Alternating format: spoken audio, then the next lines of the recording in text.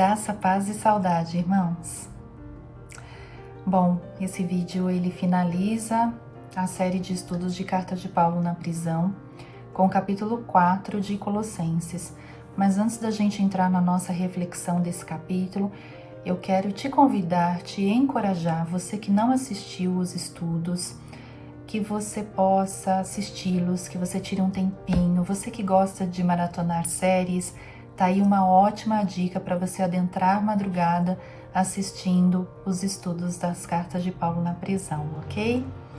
Então agora dá uma pausa no vídeo, abra sua Bíblia, no capítulo 4 de Colossenses, a partir do versículo 2, porque o versículo 1 ele encerra o assunto que Paulo vem tratando no capítulo 3.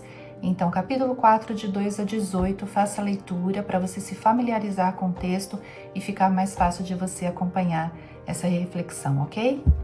Este capítulo, ele segue meio que um padrão da finalização das cartas de Paulo, em que ele se despede dos irmãos, saúda esses irmãos, destacando a contribuição de alguns no reino, por o evangelho, fazendo recomendações específicas a outros. Mas antes da gente passar para essas citações desses irmãos, eu quero refletir nos dois últimos conselhos que Paulo dá, vindo de uma sequência de orientações para a vida cristã. O primeiro deles refere-se à prática da oração. Ele estimula, ele incentiva estes cristãos a perseverarem na oração, que é tão importante e fundamental para a vida cristã, e ele fala para que eles continuem perseverando na oração, vigiando e com o coração agradecido. A gente precisa estar atento, irmãos, estar alerta aos inimigos que nós temos da oração. É claro que isso não tinha lá no tempo de Paulo e não era essa a intenção dele quando ele fala vigiando, mas é estando alerta, com a mente aberta, para que nada venha comprometer essa disciplina tão importante. E hoje a gente pode vigiar para combater a preguiça, a falta de tempo, muitas vezes a nossa dedicação exagerada às redes sociais. Então que a gente esteja alerta, com a mente alerta para perseverar e não comprometer essa prática, além de apresentar um coração grato, um coração agradecido por tudo que Deus fez e continua fazendo por nós. Além disso, Paulo apresenta um motivo pessoal dele para que eles estivessem intercedendo, e é curioso ver que ele não pede pela sua liberdade, mas ele pede por mais oportunidades para ele anunciar, para ele pregar, para ele falar do evangelho, que era sem dúvida o seu maior prazer. Paulo tinha muito evidente, muito claro e muito forte na sua vida a sua missão. Então ele quer mais oportunidades para, ainda com as limitações ou com a limitação de estar preso, que ele continuasse falando, pregando o que ele chama de mistério de Deus. Ele fala isso também no capítulo 1, referindo-se ao mistério de Deus sendo revelado na pessoa de Cristo e Cristo agora em nós. Bem, irmãos, o segundo conselho de Paulo é para que os cristãos tivessem sabedoria com os de fora, aqueles que não eram do meio, não eram cristãos, e que porventura viessem com um coração desarmado, curioso, sedento por conhecer este evangelho, para que eles tratassem e falassem com leveza e com sabedoria, talvez sem hostilizar, sem desdenhar da crença deles, o que se aplica muito para nós também.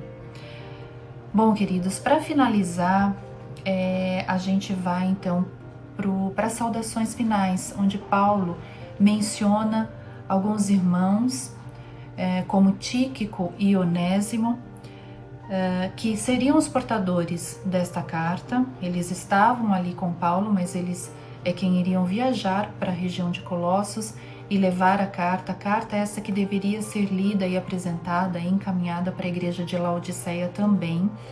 E é muito interessante, é muito bonito de ver a forma como Paulo faz referência a estes irmãos, a forma como ele qualifica estes irmãos, citando serem irmãos amados, companheiros, servos, obreiros fiéis. E eu fiquei aqui pensando, se Paulo tivesse que me mencionar nesta carta, quais seriam as referências que Paulo diria a meu respeito? Quais seriam as referências que Paulo diria a seu respeito? É uma boa reflexão, é um bom exercício a se fazer. Onésimo era aquele escravo de Filemon que fugiu, se converte lá em Roma, possivelmente com a pregação de Paulo, e que lá na carta de Filemon tem a recomendação, inclusive, para que Filemon perdoe. Você pode ver essa história ali. E essa carta, possivelmente, Tíquico e Onésimo também levaram essa carta a Filemon. Bem, irmãos, tem outros que Paulo cita nessas saudações finais, outros irmãos, mas eu quero dar destaque apenas para mais um, que é Epáfras, que era, como já foi dito em estudos anteriores, foi o fundador, era o pastor destes irmãos desta igreja e agora preso também lá em Roma. Ele aproveita essa oportunidade para mandar as suas saudações. Paulo cita que ele era um servo fiel, com o compromisso de orar, de interceder por estes crentes, por estes irmãos, apresentando que o desejo dele era pela firmeza de fé, firmeza da convicção destes crentes, para que eles crescessem, amadurecessem, tivessem maturidade espiritual e prontidão em cumprir e obedecer à vontade de Deus. Muito linda a expressão desses sentimentos deste pastor. Bom, queridos, eu concluo dizendo que o distanciamento geográfico e social, muito presente nos nossos dias, não impedia Paulo de ter uma relação pessoal, de ter uma comunhão com estes irmãos. E olha que ele não tinha internet, não tinha celular, fazia apenas uso da tinta, de uma pena e de um papel. E a gente hoje, com tantos recursos, podemos aproveitar esse momento de distanciamento para desfrutarmos dessa comunhão, para expressarmos os nossos sentimentos e exortarmos mutuamente uns aos outros. E eu finalizo fazendo uso das últimas palavras de Paulo, não a de que ele estava preso, mas a saudação final dele, que é graça aos irmãos. Então eu desejo graça e paz aos irmãos, e vai aqui a minha saudação pessoal de que todos tenhamos um ano abençoado, um ano de vitórias, mas sobretudo um ano de experiências pessoais com Deus, um ano de desejo ardente no nosso coração, de, a exemplo de Paulo, anunciarmos, termos o comprometimento de anunciarmos o Evangelho, aproveitando cada uma das oportunidades que o Senhor nos der.